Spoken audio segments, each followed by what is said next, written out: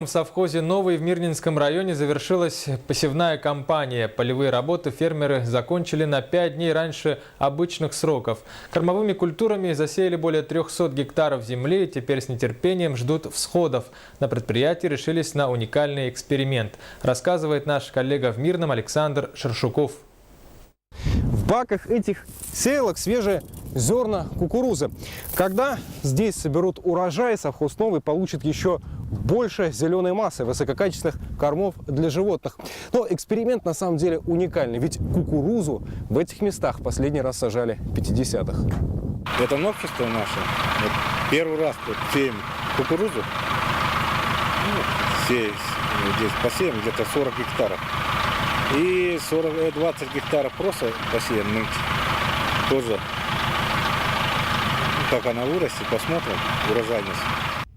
Посевные площади Нового увеличены. Кормовыми культурами засеяли 340 гектаров. Это на 40 гектаров больше по сравнению с прошлым годом. При этом работы завершили на неделю раньше. Помогла погода и новенькие трактора.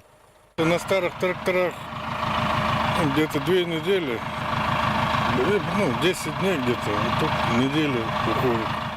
Технику помогла закупить «Алроса». Компания никогда не оставалась в стороне от проблем совхоза. В последние годы, к примеру, при поддержке алмазодобытчиков ведутся работы по модернизации хозяйства совхоза, чтобы снизить затраты и издержки. Результаты уже исчисляются в миллионах. Компания, заинтересована помогать, вкладывать определенные, средства для этих целей. Планируется, что селян поддержат и на муниципальном уровне. В Мирнинском районе разрабатывают специальную программу по дополнительному финансированию совхоза. Рассчитывают фермеры и на республиканские субсидии.